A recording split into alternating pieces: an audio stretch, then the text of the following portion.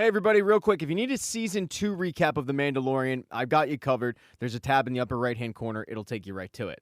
Season 3 picks up 2 years after Season 2. Grogu has been training with Luke for quite some time, but now he's back with The Mandalorian. And The Mandalorian wants to get back in the good graces of his own people. He heads to go meet with the armorer, and he comes in a perfect time because they're going through a ceremony initiating a brand new Mandalorian, a child, when they're attacked. They're having trouble fighting off this beast, and the Mandalorian is the one who finally puts the kill shot in. You would think the armorer would be thrilled to see him, but she's not. She tells him, "You're no longer welcome here because you're not Mandalorian. You took your helmet off." And he says, "Well, the creed teaches us about redemption," but she shoots back, "Redemption's no longer possible since the destruction of our homeworld." He figured she would say that, and he's brought some good news regarding that topic. He recently came across something that suggests that the mines of Mandalore still exist. Up until this point, they thought that everything was destroyed in the Purge. It's an artifact that has Mandalorian inscription on it. He got it from Jawas. Jawas got it from somebody else who claims that they visited the surface of Mandalore. The armorer says, "Well, this just proves that the entire place has been crystallized." But he reminds her, well, somebody had to go get it, which means that it's not as poisonous as we once thought. He then asks her if he visits the planet and he brings her proof that he bathed in the living waters beneath the mines of Mandalore, will she forgive him? And she says yes. Before they head off to Mandalore, though, they're going to need some help. They head to Nevarro, and boy, it's a lot different. It's no longer this barren wasteland. It's a pretty hopping trade market. It doesn't, however, forget its past. It has a statue of IG-11 in the middle of the town. Although the statue is made up of IG-11, or at least what was left of him after he self-destructed. The guy in charge of turning around Nevarro is the same guy they came to see, Greef Karga, who in the 2 years since we saw him last is now the High Magistrate. The two old friends get acquainted quickly, Greef assuming that the Mandalorian will want to live in Nevarro and he's willing to give him a place, but the Mandalorian says, "No, actually, I'm not here for that." He tries to explain to Greef that he took off his helmet, he's trying to get back in the good graces of his people. Because with the other Mandalorians, he might be a pariah, but on Nevarro, he'd be well respected. In the middle of their conversation, a droid walks in and interrupts it, telling the High Magistrate that there are pirates in the courtyard. And Greef Karga has done a really good job of trying to get pirates out of Nevarro. So the fact that they're back, he's got to tend to the matter at once. He heads out to the courtyard, as does the Mandalorian, and he finds pirates who want to drink in their old establishment that's been turned into a school. And they're not taking no for an answer. Greef tries his best to convince them to leave, but they're just hard-headed. This results in a shootout that involves the Mandalorian as well, where Greef and the Mandalorian take out all but one of the pirates. Karga tells Vane, who's the last remaining pirate, to tell his boss, Gorian Shard, that Nevarro is no longer welcome to pirates. And then he lets him go. As they're walking back to the High Magistrate's office, Karga tells Mandalorian, "I'm going to level with you. I need a marshal." Cara Dune left after she brought in Moff Gideon. She was recruited by Special Forces. Ever since then, I've been doing it on my own. The Mandalorian cuts off Karga and says, "What happened to Gideon?" And Karga tells him that he was sent off to a New Republic war tribunal. But then he gets the conversation back on track saying, "Well, what do you think?" And the Mandalorian reminds him of the whole reason why he showed up. He needs to get back in the good graces of his own people. He didn't just stop by Nevarro to catch up. He stopped by for help. He needs a droid and one he can trust. And the one he wants to use is IG-11, who's dead. He points to the statue in the middle of the square and says, "We can just reprogram him. We can get him back to life. I mean, half those parts up there are the original IG-11. And while it seems bold in nature, it's not impossible. So Karga gives the Mandalorian the okay to see what he can do. While the Mandalorian tries his best, he ultimately fails. He's able to wake up IG-11, but he's not able to wake him up to the IG-11 he knew. The IG-11 that wakes up is defaulting back to his old programming, which wants to kill everybody. And that's a problem. Karga tells the Mandalorian that it's just too big of a job for him to do himself. But the good news is Nevarro has the best droid smiths in all of the galaxy. If anybody can fix these IG-11s, it'll be these droid smiths. So they take the remaining parts of IG-11 to the droid smiths, but they give him some bad news. The droid is cooked. There's nothing they can really do for it. The problem is the memory circuit board is broken. And the Mandalorian says, "Well, just put in a new one." But they tell him that's going to be tough to do They don't make them anymore. Their suggestion to him is just to get a new one, but he's not ready to give up on IG-11. He trusts them. He asks the droid smiths, if I go find this part, will you fix it? And they say, yeah, sure. Go ahead. So the Mandalorian and Grogu head off, telling Greef, hey, keep IG-11 safe until I get back with that part. While flying to find this part, the Mandalorian decides to teach Grogu all about being the Mandalorian in a ship, how you have to keep your head on the swivel, and what the certain things on the ship mean, like fuel and radar detection. And as he's pointing this out, he gets unwanted visitors. 3 pirates are behind them, and it's Vane and 2 others. They're out for revenge. They picked the wrong one, though, because the Mandalorian starts flying through the galaxy, and it's not too long before Vane's buddies are all destroyed, either at the Mandalorian's doing or because he drove them into asteroids. But when the Mandalorian flies out of the astrofield, he comes across a giant ship, and he gets pretty concerned. It's Gorian Shard's ship, who tells the Mandalorian to stop where he is because he's outgunned. The Mandalorian tries to plead his case, saying, I have no quarrel with you, but Gorian Shard doesn't want to hear that. Because Gorian Shard does have a quarrel with the Mandalorian, he destroyed 4 of his fighters, ignoring the fact that his fighters were chasing the Mandalorian. He demands that the Mandalorian surrender his ship or else, and the Mandalorian decides to pick the or else option by taking off into hyperspace. He flies to a planet named Kalevala, which is another planet in the Mandalorian system. He lands his ship at a Mandalorian castle, and when he walks in, he finds the person he's there to see. Bo-Katan, who looks miserable. He tells her, I'm here to join you, but she says there's nothing left to join. When she returned without the Darksaber, her forces melted away. He then asks, where's the stolen fleet? And she says they're making their way through the galaxy as mercenaries. Bo then asks the Mandalorian, do you still have the saber? And when he says, I do, she tells him, then you go lead them. Wave that thing around and they'll do whatever you say. He turns the conversation back to Mandalore, saying, so you just gave up your plans to retake Mandalore? And Bo, who is at this point a little agitated, says, your cult gave up on Mandalore long before the Purge. Where were you then? Go home. There's nothing left. He shakes his head and says, no, I'm going to Mandalore so I can bathe in the living waters and be forgiven for my transgressions. And she calls him a fool, telling him there's nothing magical about the mines of Mandalore. Those mines supplied Beskar ore to the ancestors, and the rest of it is all superstition. She says, that planet has been ravaged, pillaged, and poisoned. But if you want to go, be my guest. The mines are beneath the Civic Center in the city of Sundari. He thanks her for this information and then says, I'm going to go find out if this planet is really poisoned. And him and Grogu head off. In Episode 2, the Mandalorian is still looking for the part for IG-11, and he decides to head to Peli. He thinks that maybe she can help him or at the very least point him in the right direction. She's just excited to see Grogu, but when she finds out what part the Mandalorian is looking for, she laughs him off because that part hasn't been made in years. She does ask the Jawas if they know about it, but they say, no shot. And then she starts pitching him on another droid. The Mandalorian really doesn't want to take this droid, especially because it is a piece of junk, but he needs a droid to go to Mandalore, and this one is sitting right there.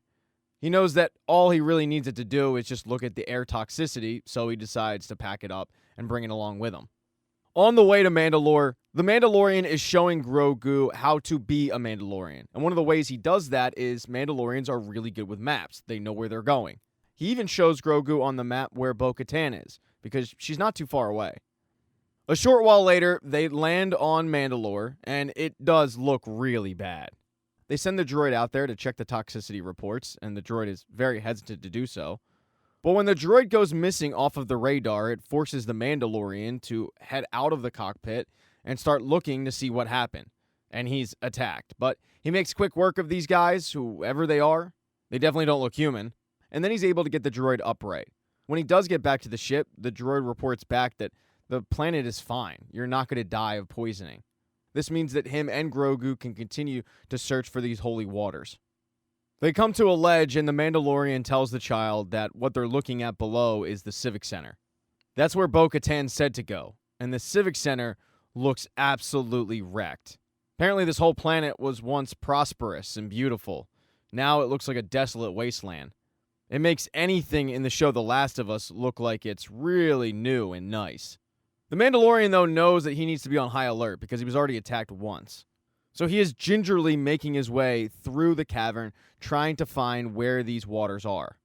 He's looking all over the place, looking at some of the destruction, and then he finds a Mandalorian helmet. And when he's inspecting it, he gets swallowed up because it was a trap. When this does happen, Grogu falls to the back, hiding. But he has to watch as the Mandalorian is taken away in what looks like a makeshift spider-like contraption. Grogu follows this contraption back to wherever it came from, and killing Mandalorians was a popular thing because there's helmets all over the place. The first thing this creature does when it gets out of his shell is take the Mandalorian saber and take its gun, and just throws it on the ground. The Mandalorian can't do anything about it. He can't move. When this beast does end up going in the corner and it looks like he's working on something else, that's when the child makes his move. He slowly walks over to the Mandalorian of where he's being kept in this contraption, and he starts trying to move it. But when he moves it, it makes noise, it tips off this beast that there's somebody else there, and Grogu has to get the hell out of there. And as he's fleeing, the Mandalorian is yelling at him, "Go get Bo-Katan." Grogu is able to make it back to the ship. And thanks to the droid that they bought's help, both of them are able to make it to Bo-Katan, who at first is ready to rip into the Mandalorian, saying, "I want to be left alone." But when she notices the Mandalorian isn't in this ship and it's just Grogu, she gets super concerned.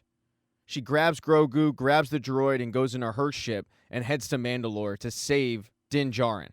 When she gets into the atmosphere of Mandalore, she's pretty taken aback. Bo-Katan grew up on Mandalore. She remembers the good times. She remembers how prosperous it used to be, how beautiful it used to be, and to see the destruction in front of her, it makes her pretty sad. Bo-Katan came from a pretty prominent family in Mandalore. This wasn't just her home, it was really her kingdom. One that she never really wanted to return to because of the state that it's currently in. But she also wasn't going to let Din Djarin just die. When she lands, her and Grogu exit the ship, and Grogu leads her to the Mandalorian. Just like the Mandalorian, on her way to find him, she also is attacked by very similar beasts. Makes her wonder if these things, which are called Alamites, survived, what else could have survived? She gets her answer when she finally does come upon where the Mandalorian's being kept. The creature that took the Mandalorian is currently zapping him of his power. I mean, he's slowly draining him of blood. If Bo-Katan had waited a little bit longer, the Mandalorian might have been dead. But she doesn't. She shows up, she grabs the dark saber, and she uses that to kill this thing. Saving the Mandalorian's life, but she also knows that he's going to be on the mend. It's going to take a little bit of a recovery. She takes the Mandalorian and Grogu to a safe location. She makes a little bit of a fire, makes him a meal, and when he finally wakes up, she fills him in on what happened. He's really thankful to Bo-Katan for saving him. They then spark a conversation of whether or not Mandalore is cursed, with the Mandalorian believing that it's not, and Bo-Katan believing that it is cursed because if you look around, nothing's left. After this quick discussion, the Mandalorian gets up, and Bo tells him, "You really should rest. I can get you back to my ship," but he says, "I'm not going with you. I came here for a reason. I need to be redeemed." Bo-Katan thinks this is completely stupid, that he feels it necessary to go to these waters. She thinks it's like an old wives' tale. But to the Mandalorian, it's very important, because the creed is everything, and he needs to get it back. He needs to be redeemed for what he did. He thanks her, and he tells her, "I'll always be in your debt, but I can't go with you until I fulfill my obligation." And she's not going to let him go alone. So reluctantly, Bo-Katan decides to escort him to these waters because she knows that he'll never find it on his own. They get to those waters a short time afterwards, and she gives him the full tour. This includes a plaque that says these mines date back to the age of the first Mandalore. According to ancient folklore, the mines were once a mythosaur lair. Mandalore the Great is said to have tamed the mythical beast. And it's from those legends that the skull signet was adopted and became the symbol of the planet. After she's done reading it, it's time for the Mandalorian to get into these waters and do his little tradition. He's going about it, he's going farther in, and then all of a sudden he's pulled down. And it wasn't like he fell, he was absolutely pulled by something. It causes Bo-Katan to rush into the water, where she finds him at the very bottom, unconscious. She grabs him, she's bringing him up to the surface, and that's when she comes across what looks like a mythosaur. If the old one was tamed, then this is a new one, and it's massive. But Bo is able to avoid it, get the Mandalorian back up to the surface, where in less than an hour, she saved his life twice. In episode 3, the Mandalorian wakes up, and he has no recollection of what happened. He doesn't even know how he got dragged into the waters. All he's really focused on is the fact that he bathed in them. And Bo-Katan doesn't tell him how he got dragged in or what she saw down there. She just says, all right, let's get you back to your ship. On the way back to Bo-Katan's, they get hit by a bunch of TIE fighters. She figures that she just pissed off the wrong Imperial warlord.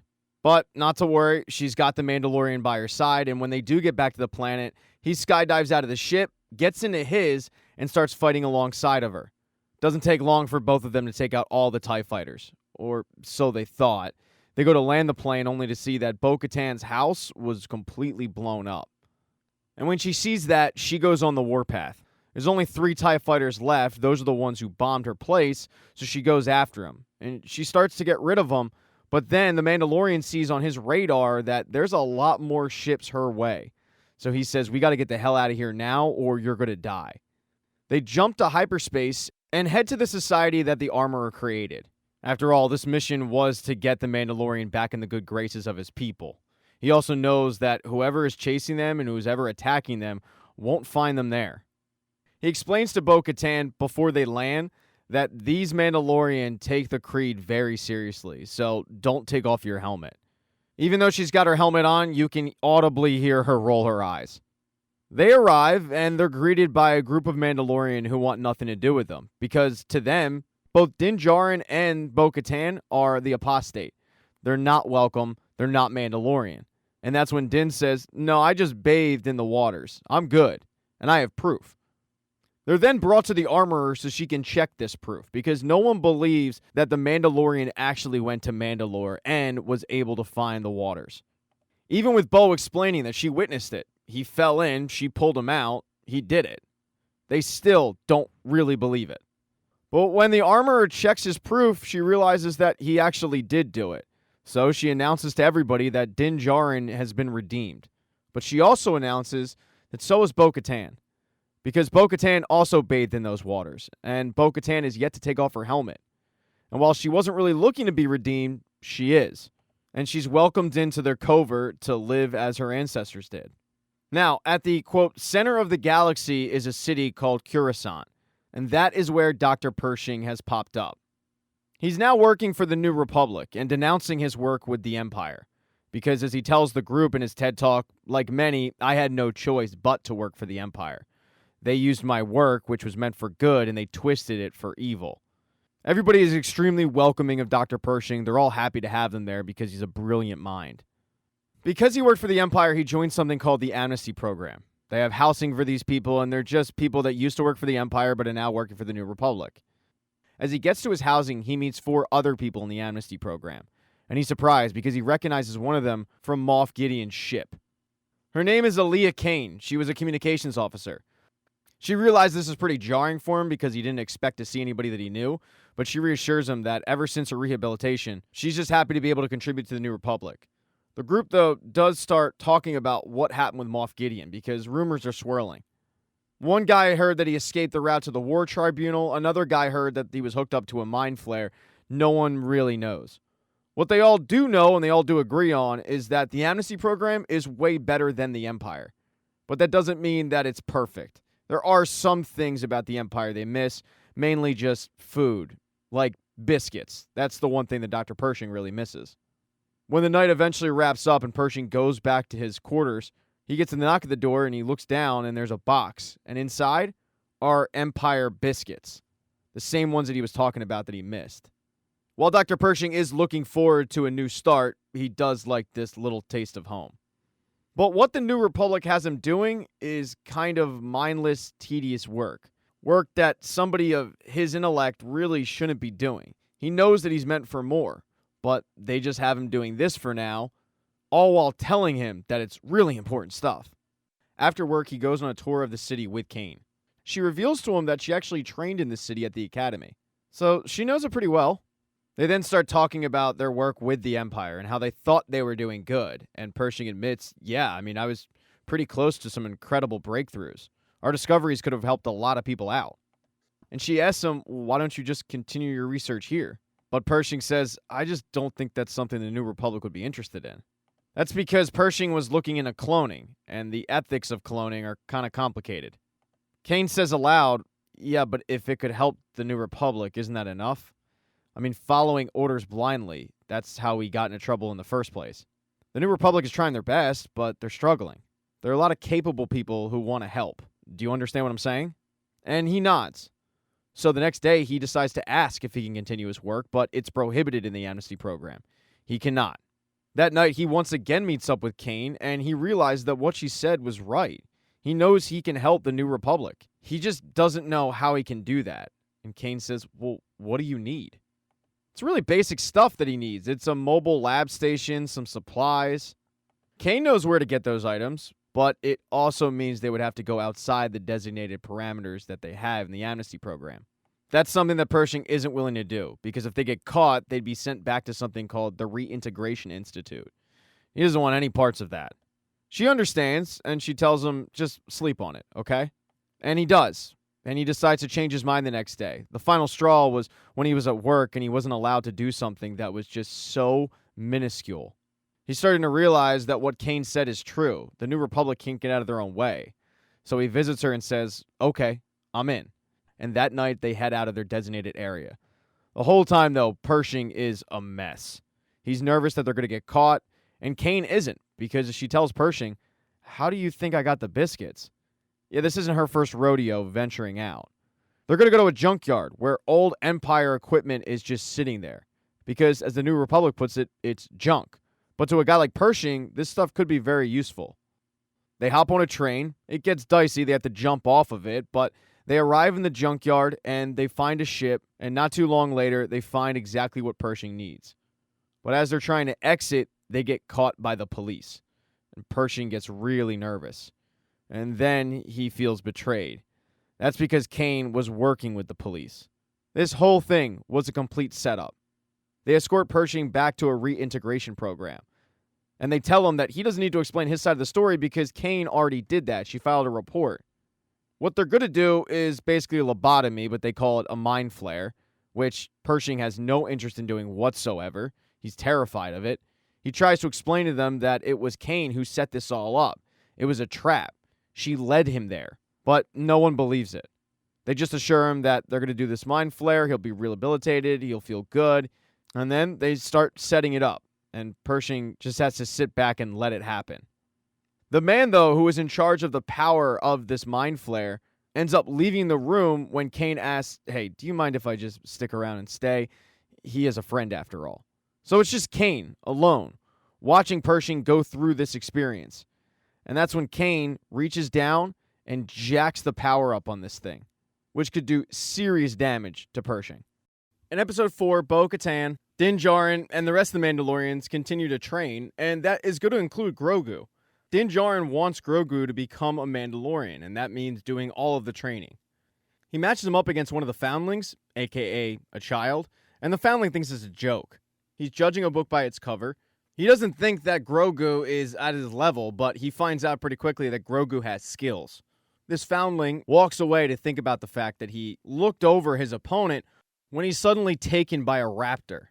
The Mandalorians try to catch up to this raptor using their jetpacks, but they have to err on a side of caution, because if they fire at it, they're worried that the raptor will kill the foundling. This kind of thing has happened before.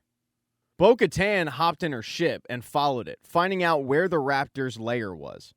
When she gets back to the Mandalorian settlement, she lets them know that she knows where the raptor is located, and she wants to form a team to go get the child. Din Djarin's in, as is the child's father, and a few others. They all board into Bo's ship and head on over there. They're planning on parking the ship and then walking the rest of the distance and climbing up a mountain to locate the child and hopefully find out that he's still alive. While they do that, Grogu stays with the armorer. Din Djarin isn't the only one who's in favor of Grogu becoming a Mandalorian. So is the armorer, and she decides to make him a piece of armor that he can use as he trains to become a full-fledged Mandalorian. As she's making this piece, though, sparks starts to fly up, and it reminds Grogu of his previous life, the one he had before he met Din Djarin. He was in a city that looked an awful lot like Coruscant with a bunch of Jedis, but they were being attacked by the Empire. All the Jedis were trying to protect Grogu. It came down to one final Jedi who narrowly escaped the Empire as he fled with Grogu in tow. It was pretty scary for Grogu, but once the sparks stop flying and the armorer finishes the piece, he's thrilled. It's just another sign that he's been accepted into this group. Another person that's quickly been accepted is Bo-Katan. They're planning on going after the raptor and the child the next day, and they make camp. And Bo turns to Din Djarin and says, how do I eat? And he explains to her that once food is handed out, you go and find a place where no one's around and you take your helmet off and then you can eat. Bo starts to do that, but she's stopped and told that she can stay by the fire because she is the one that is leading this mission. This is the way. So she does that. And the next day, she leads this rescue mission. When they reach the top and they reach the raptor's nest, the raptor isn't there. They think this is great. Now all we have to do is find the foundling. And they see a heat signature, but they don't tread cautiously at all. The child's father in particular rushes to the heat signature only to find out that it isn't his child, it's 3 baby raptors. And that's when the adult raptor shows up with the child in its mouth because this raptor was planning on using the child as food for the kids. All of the Mandalorians, though, burst into action, chasing this raptor down, saving the child, and disabling its wing to the point where it falls in the water and it's eaten by a much larger creature. When they arrive back, they're heroes because they did something that is really tough. They saved a foundling. Most of the time, these things are just lost causes. The armorer walks up to Bo-Katan and says, you have done the highest honor of the creed. You saved a foundling. And Bo-Katan nods and says, this is the way. But we also brought you 3 more foundlings in need of care and training. That's because they grabbed the baby raptors and brought them along. The armorer then notices that Bo is missing a piece of her armor. It flew off as they were trying to rescue the foundling. So she goes and makes her another one.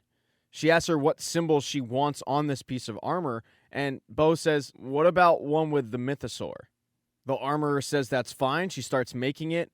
And as she's doing so, Bo asks, what if I told you that I saw one? I actually saw a mythosaur. And the armorer says, you're very lucky. It's a noble vision. But Bo says, no, I saw a real one. And that's because what she saw in the living waters of Mandalore, she's very certain that it was a mythosaur. But the armorer just thinks that it's a vision and nothing more, and she doesn't really take her all that serious. But she does create her a badass piece of armor. That's cool. In episode 5, Greef Karga is on Nevarro. He's doing his job as, for all intents and purposes, it's a normal day until pirates show up. And it's Gorian Shard. He's back for revenge after what happened to his henchmen. After doing some digging, he found out that Nevarro isn't under the protection of the New Republic. It's actually an independent state, which means they don't have any protection. It's pretty damn easy pickings for Shard. So he starts attacking, blowing Nevarro up and eventually driving Greef and his people into the caves. But before they left, Greef recorded a message asking the New Republic for help. The message arrives to a Captain Teva of the New Republic, and it's quite simple. Greef Karga is asking for help, backup, anything. Greef really hammers home the fact that this situation is dire. He's scared that Nevarro will fall. Teva tells another New Republic fighter that he's going to forward this message to Coruscant, and hopefully he's allowed to intercede. But that other New Republic officer says Coruscant hasn't returned to dispatch in weeks. You'll never get an answer in time. They're swamped. So Teva decides to go have a one-on-one with them. He's not going to wait around and let Greef and his people die off. He flies to Coruscant and goes and talks to a Colonel Tuttle. He shows him the message that he got from Greef. But Tuttle has never even heard of Nevarro, and he certainly doesn't know who Teva is. All of this sounds like small potatoes. While the two are talking, in walks Aaliyah Kane. Tuttle asks her, hey, you spent some time on the Outer Rim, right? Did you ever hear of a Nevarro? And Kane says, yeah, actually, I have. They've yet to sign the charter. They're not a member planet, and that is an issue. Tuttle explains to Teva that they have a backlog of requests from member worlds that have priority over those that don't. While they don't want to leave Nevarro defenseless, there, once again, is a priority. Teva tells him, I don't think this is an isolated episode. Nevarro has reported accounts of stormtroopers in the streets, TIE fighters flying above. The citizens talk about Moff Gideon occupying the town, and now pirates are attempting the same thing? All of this could be connected. But Tuttle says, yeah, I think that's a bit of a leap. And Teva shoots back, really? Because I'm hearing Moff Gideon never made it to trial. Tuttle tries to get the conversation back on track and asks Teva, what do you need? And he says, I need backup. If we're dealing with pirates on Nevarro. Kane jumps in and says, well, maybe the leaders of Nevarro have to understand why becoming a Republic signatory is valuable. From experience, it often takes a new perspective for some to see the light. And Teva turns to her and says, you and your sort didn't see the light. You were captured. He can tell this because of a pin on her lapel. And she says, no, I wasn't captured. I was liberated. Tuttle once again has to get the conversation back on track and tells Teva, thanks for coming, but we'll try to see what we can do. Sorry, we can't do more. And Teva's not willing to sit back and let Greef and his people just die. He knows one person that could help, and that's the Mandalorian. He's able to track him down using the droid that the Mandalorian bought off of Peli.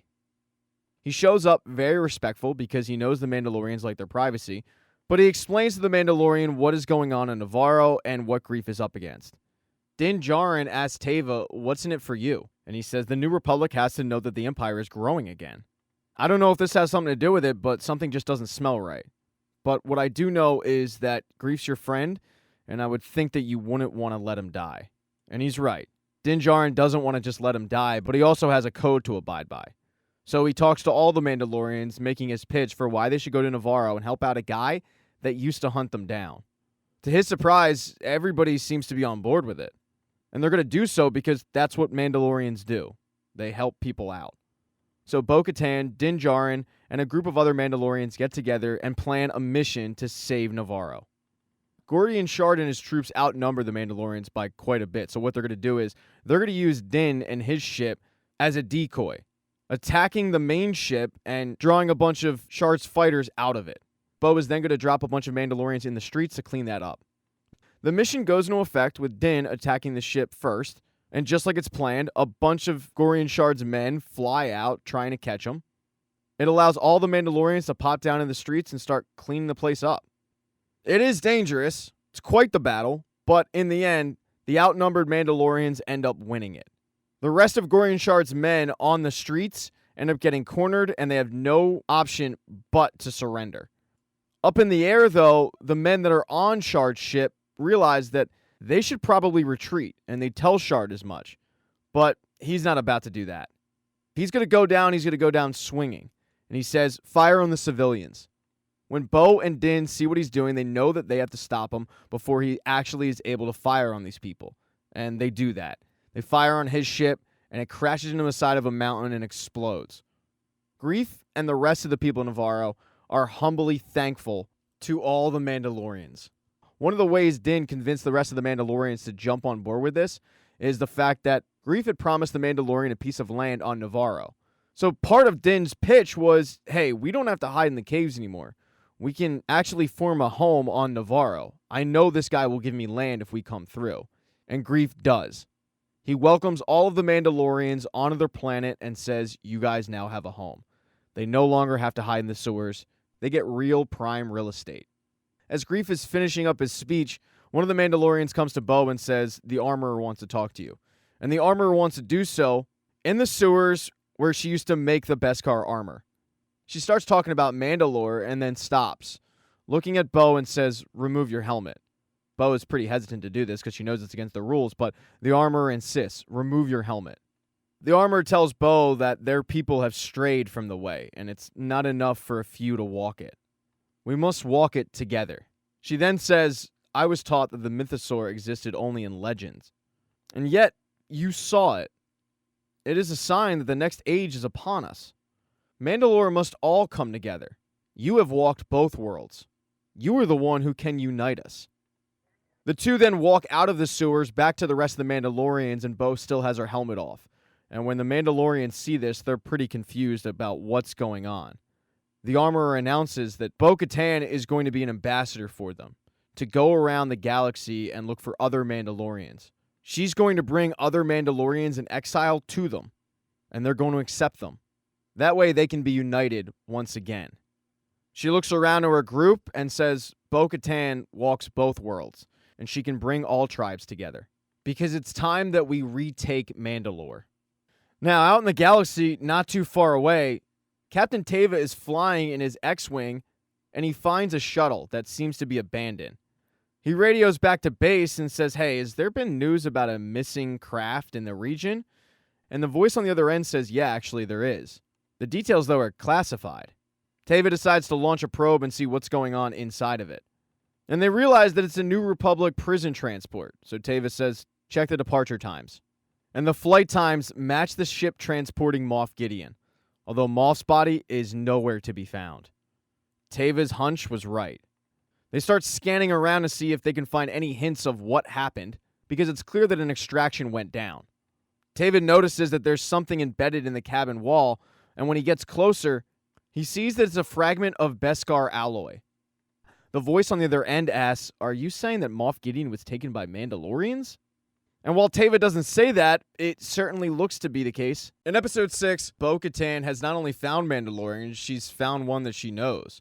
It's her former crew, the one that she built. They're currently residing on a planet called Plazier 15. It's a planet in the Outer Rim that's an independent sovereign.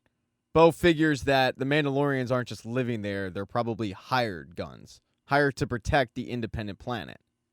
This isn't going to be easy, though. It's not like Bo can just roll up there and say, hey guys, let's go back to Mandalore. The crew is currently being run by someone named Axe Wolves, and he's not a big fan of Bo. But shortly after arriving on Plazier 15, they get word that the leadership of the planetary democracy wants to speak with them, and it's not really a request, it's mandatory. Since neither of them have been to Plazier 15 before, they just kind of have to go along with it.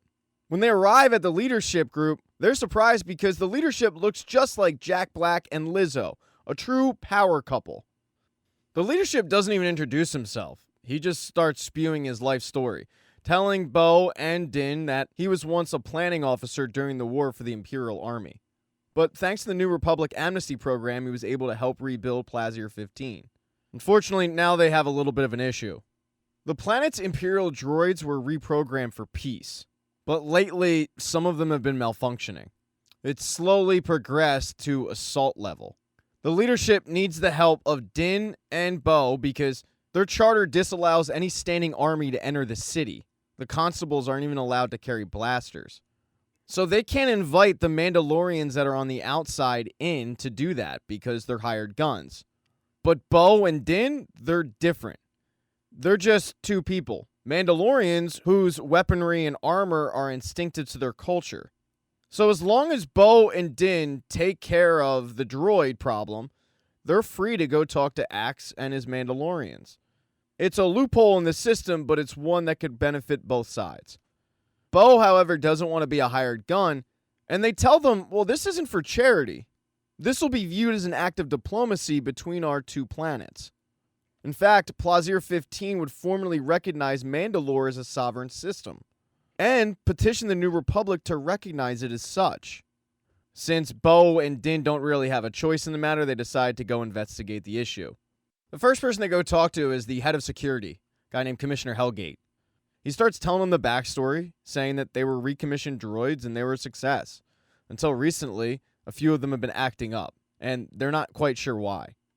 There is a failsafe cutoff switch built into the system that would immobilize all the droids, but the citizens voted against any interruption in droid service. They've not only grown accustomed to having the droids, they've grown dependent on them.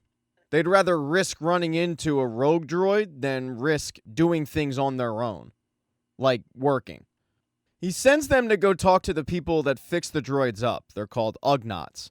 And when they arrive at the Ugnaughts workshop, the Ugnaughts don't even want to talk to him. Until Din drops the name of an Ugnaught that he knows. That gets them a seat at the table. The Ugnaughts don't take any blame for the rogue droids, but they are aware of the problem, and they give Din and Bo a list of where they can find these rogue droids and where they think the next one is going to pop up. The next event is going to take place at the loading docks, so that's where they head. And as Bo is talking to the head droid, Din is trying to provoke the other ones.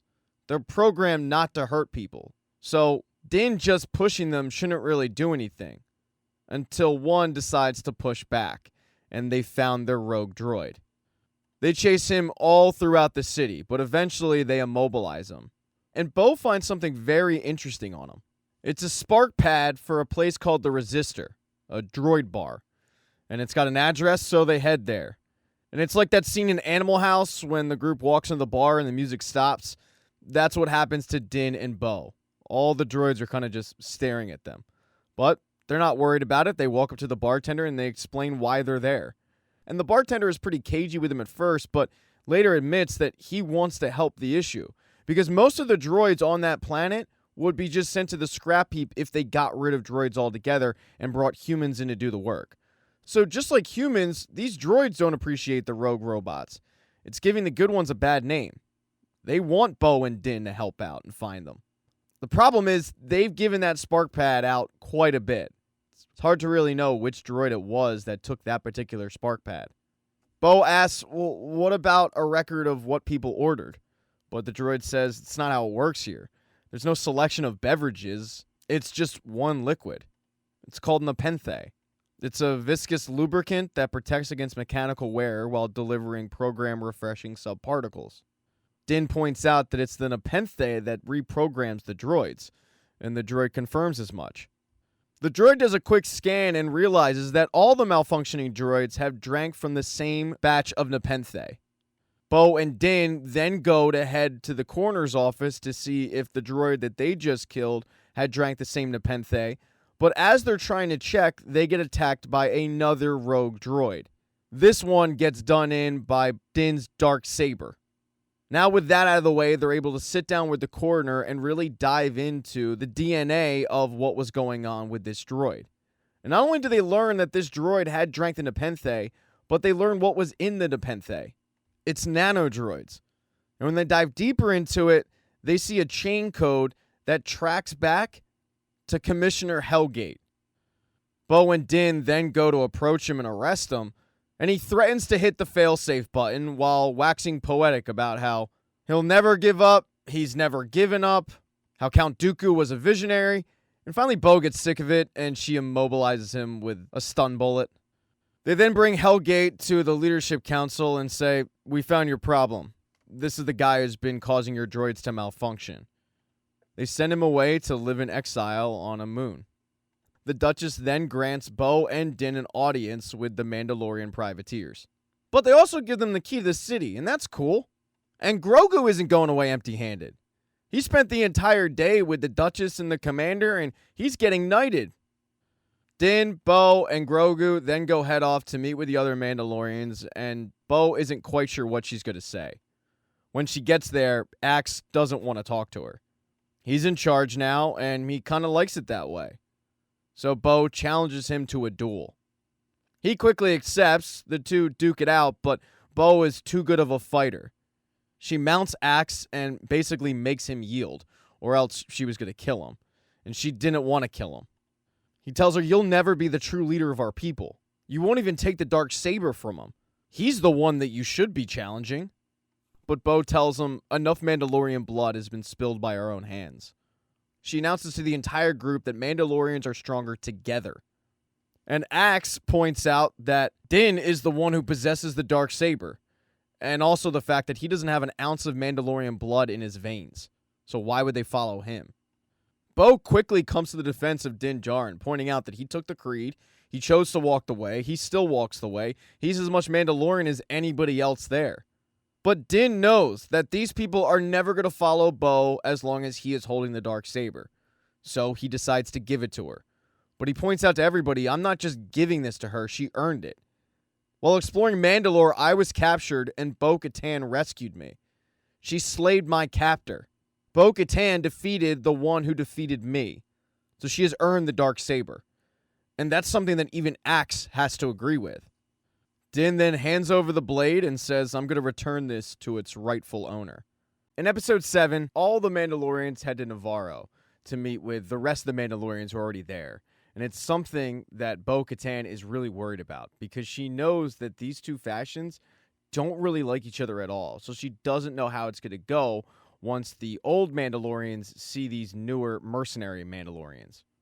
And when they touch down, it's as she predicted. Very, very contentious. But cooler heads do prevail when the armorer says, we will welcome our new guests with a feast. At that new feast, they're going to have some alcohol courtesy of Greef Karga, who comes back to greet Din Djarin on his return. But he's also got some really good news for him. He brings him to his office to show him IG-12. It's actually IG-11, but it's battery controlled this time. and it's set so that the pilot can be a very small individual, i.e. Grogu. Din does not want to let Grogu man IG-11 at all. He's worried about him. He thinks he's too young to do it. But Greef is insistent that it could work, and he doesn't think that Din should just scrap the idea completely. And neither does Grogu. He hops inside of it, and he's really digging it. He's also got some controls that allow him to voice his displeasure. He's got a yes control and a no control. And when he hears Din say that he doesn't think that Grogu is old enough, Grogu promptly hits the no button, disagreeing with Din completely, thinking that he is old enough. And he starts walking around with it, getting used to it. So reluctantly, Din allows him to walk out in the town square, and it doesn't go great, and it's just really not working for Din. But even though everything is telling him to get Grogu out of IG-12, he lets him stay in it for the time being. They head back to the area that was set aside for the Mandalorians, and during the feast that they're having, Bo stands up and says, "It's time to retake Mandalore. I'm going to propose that we leave Nevarro and move the fleet into orbit above Mandalore. We'll send down a small recon party, we will scout the surface, and we'll find out what remains of the Great Forge and establish a safe perimeter. Once we do that, we will then bring down the others." She then asks for volunteers, and it takes a little bit to get one, but once she does, a group of them stand up, and they're all Type A's. Alphas, if you will. So the next morning, this fleet heads out and back to Mandalore, setting up shop with the small group heading down to the surface to find out what they can about the Great Forge. For many of them, this is the first time they're going to be actually on Mandalore, and for a few, it's the first time they're back since the Great Purge. It's a lot of mixed emotions for the group. Bo-Katan tells everybody that somewhere below is where the Great Capital once stood. The plan is to survey the surface until they find the forge and create a safety zone. Only then will they begin to bring down some of the settlers. The group then heads off to go find what's left of the forge. But as they do that, over on Coruscant, Aaliyah Kane meets in a dark alley with a droid. But the droid is just delivering a holographic message from Moff Gideon. Because all that crap about Aaliyah Kane being reformed, changing her ways, it was all lies. Moff had actually sent those pirates to Nevarro, and he wants to know what went wrong, and she has to fill him in that it was Bo-Katan and Din Djarin and a group of Mandalorians who took them out. There was nothing she could do, because it wasn't New Republic. This news comes as a real surprise to Moff because he knows the two factions of Mandalorians don't get along, and Cara says, "Yeah, that's why I'm calling you now. I wanted to let you know." Moff tells her to continue with the mission, and he'll deal with the Mandalorians. And then he goes and has a meeting with a group of Empire warlords who are trying to retake the galaxy. There's a lot of arguing going on because some feel that a few of the latest attacks are drawing too much notice, and if they're perceived as anything other than a group of unorganized remnant warlords, the New Republic will increase the efforts to hunt them down. So they want to make an impact, but they don't want to be too obvious about it. This group also knows that they have support. A lot of people are getting sick of the New Republic. And they feel like if they show a bit of strength, the people will rally behind the old empire. One of the men, named Captain Pelion, says, "Yes, but that strength can't be wasted. Grand Admiral Thrawn's return will herald in the reemergence of our military. It'll also provide Commander Hux enough time to deliver on Project Necromancer." Moff Gideon jumps in and says, "You know, Pelion, I always notice that you talk about this, but Grand Admiral Thrawn is once again missing from your delegation. Any word on when he's going to be able to participate in the Shadow Council?" Pelion looks at Moff and says, "With all due respect, our one hope for success relies upon the secrecy of his return." And Moff shoots back, "I know all about secrets. I hear them from all over the galaxy, but I never hear secrets about Thrawn. Yet you have spoken of his imminent return. Perhaps it's time we look for new leadership?" A lot of people agree with Moff, and Commander Hux says, "Project Necromancer is in place for that." Hux then asks what happened to Dr. Pershing because Moff had promised them the research, and he has to break the news that Pershing was captured by the New Republic. Hux chuckles and says, "Well, I hear rumors too, and I hear that you held Pershing and were attempting your own experiments on Nevarro." But Moff flips it back on Hux and reminds him that the creation of clones is Hux's obsession, not Moff Gideon's. He then gets the conversation back on track, to getting new leadership for the Shadow Council, pointing out that people like Pelion use up all the resources, while the rest have to scrape and claw to get some. And it's all in the name of this grand plan that nobody really knows what that entails. But Hux shoots back that it's actually Moff Gideon getting a lot of resources. Recently, he got approved for 3 Praetorian guards. Not only that, but also reinforcements for TIE interceptor squadrons and bombers. And when he's questioned about why he needed all this, he says, "I need it for Mandalorians. I'm very confident that they're preparing to retake their home world of Mandalore. I'll remind you all that a resurgent Mandalore would hamper our efforts, so we need to stamp them out now." He gets a lot of support to head to Mandalore and make sure this happens. Now, the Mandalorians on Mandalore that are looking for the Forge, they have no idea that Moff and his troop are coming. They also have no idea that they're not the only Mandalores on the planet. They run into some on a ship, and they're a little concerned at first, but that concern goes by the wayside when these pirate Mandalorians hear Bo's voice and they recognize it, and they bow because they follow her. That night, Bo's group goes on the ship with the pirate group, and they make camp. The leader of the pirate group mentions how Mandalorians were punished because they refused to surrender. But Bo says that's not actually true at all. She tells the story of what really happened to her and the Mandalorian people. How after the forces were annihilated in the Night of 1,000 Tears, defeat was imminent. She met with Moff Gideon to negotiate a ceasefire, and in exchange for submitting to the Empire and completely disarming, no Mandalorians would be hurt. That's exactly how Moff Gideon came to possess the Darksaber, but he ended up going back on his deal and slaughtering a bunch. That resulted in the Purge of Mandalore, and Bo blames herself. This is a story that a lot of Mandalorians didn't know, including Din Djarin. After hearing this story, he walks up to her privately and says, "I serve you because you're loyal and you have great character." And it's something that she really needed to hear because she was worried about her leadership abilities.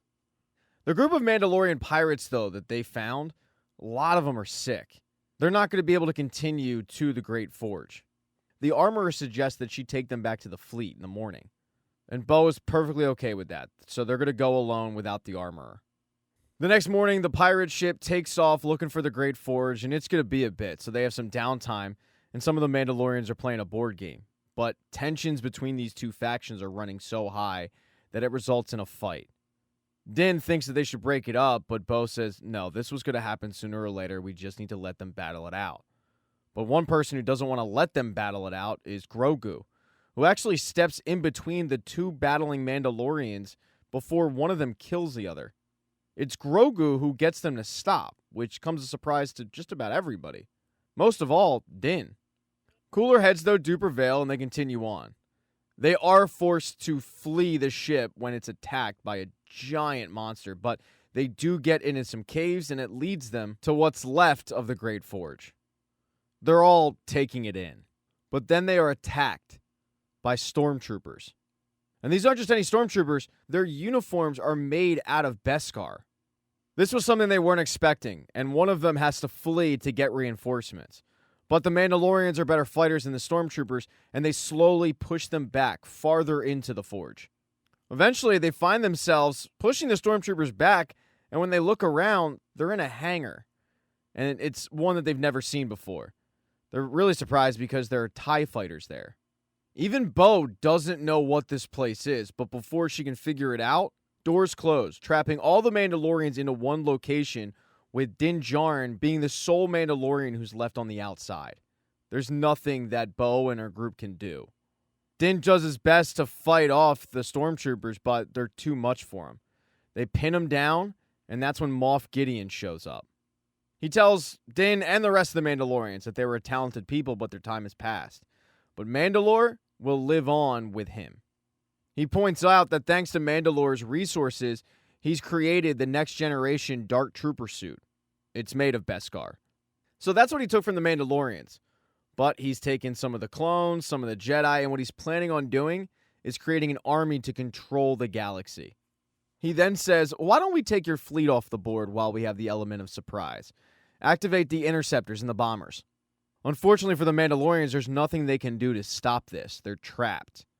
Moff arrogantly says, In a few moments, the purge of Mandalore will be complete.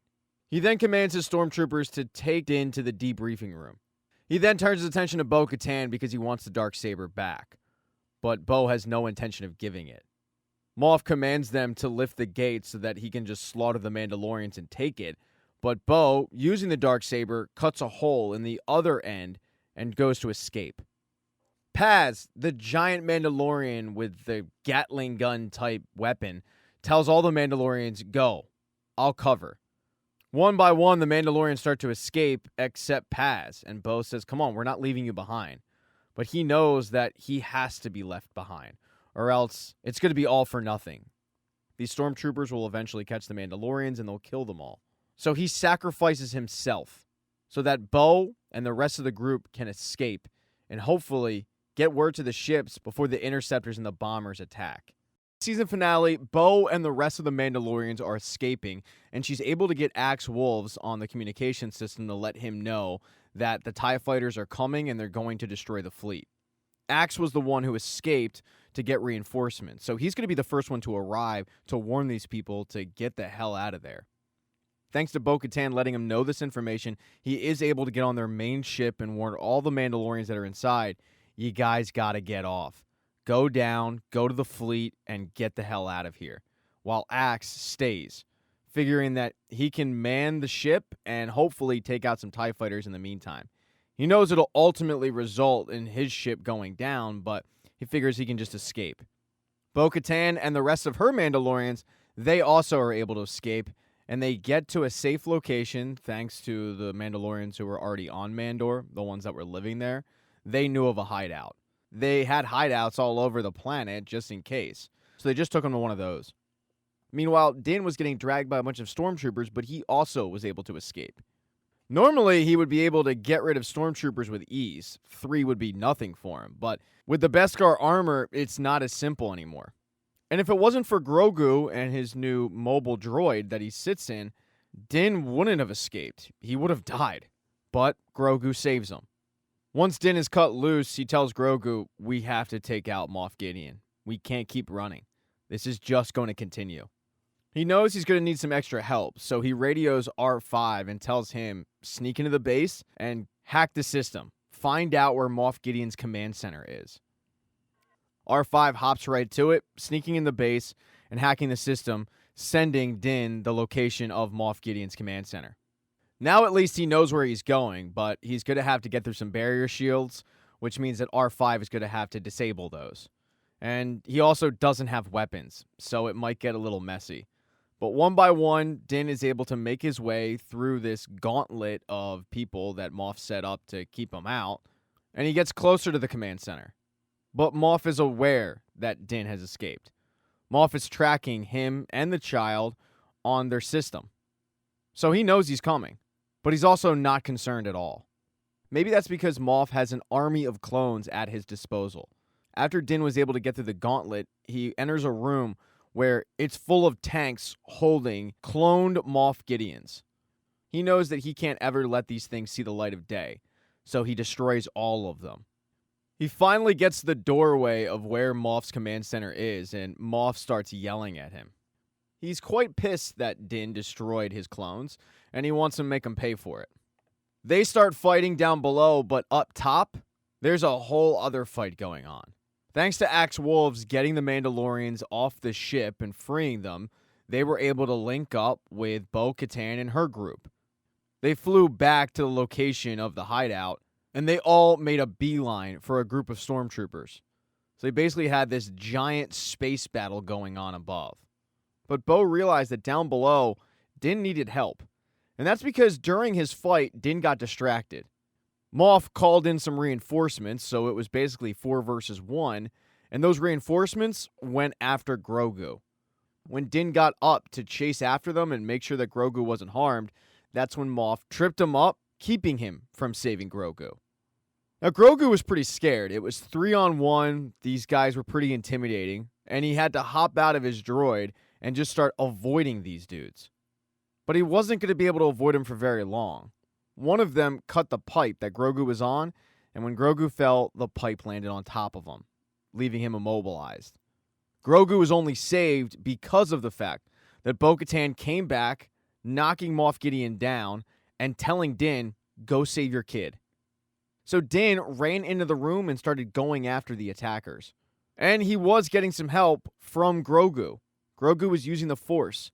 And slowly but surely, one by one, the attackers fell. Outside, though, Bo was having the same problem that Din was having.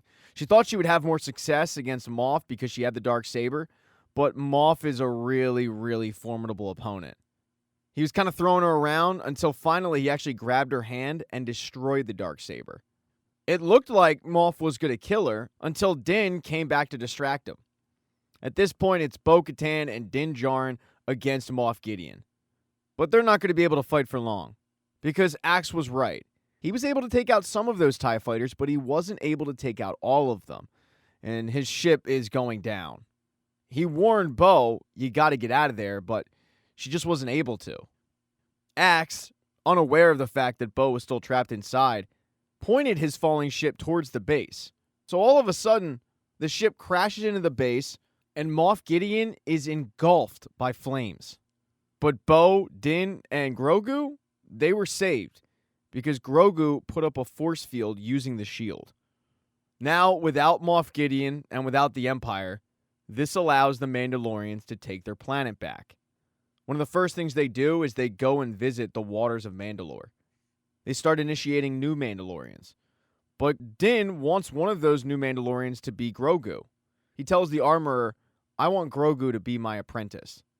I know that he can't talk right now, which, by the way, he's getting better at. He's at least starting to say some words.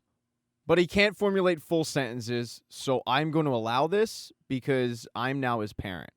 I'm adopting him. And just announcing that he was adopting Grogu was kind of a formality. Everybody looked at Grogu as Din's child anyway. I mean, you've got Bo literally saying, go save your child. So it's kind of just signing the paperwork. But it does make it official. The armorer announces that Grogu will now be referred to as Din Grogu. But now that he's Din's apprentice, they're going to need to go off and travel the galaxy so that he can learn the ways of the Mandalorian. While Din probably had plans on laying low, he also knows that he now needs to get Grogu some experience. So he goes to visit Captain Teva, telling him that he's willing to work for the New Republic, but as kind of an independent contractor. And it's got to be off the books. Really, Teva would be the only one to know about it. But he knows that the New Republic is having trouble policing the Outer Rim, and he could take a job-by-job basis. The only thing he asks in return is for a droid's head. The bar that they're at has a bunch of different droids' heads as kind of trophies, and the one looks a lot like IG-11. It's something that Grogu noticed. Teva agrees, and then Grogu and Din head off to Nevarro. Grief Karga welcomes Din back. He rewards him with a great cabin that he can chill in when he's not working. And Din tells him, well, I didn't come empty-handed either. And he introduces Grief to his new sheriff. Thanks to getting that head from Teva, he was able to recreate IG-11 thanks to the droid smiths on Nevarro. So, IG-11 is back, and he's now the town sheriff. Din and Grogu then head off to their new cabin and wait until they hear of a job. And that is the end of Season 3. Thank you so much for getting this part of the recap. I really appreciate it. Please consider subscribing to the channel. Hit thumbs up if you liked it. Smash that thumbs down button if you thought this recap sucked. Let me know what you thought of this season. I do have merch. I have t-shirts and a Patreon and a bunch of different ways that you can, help out a broke YouTuber. But even if you don't, just know I appreciate you getting to this point of the video.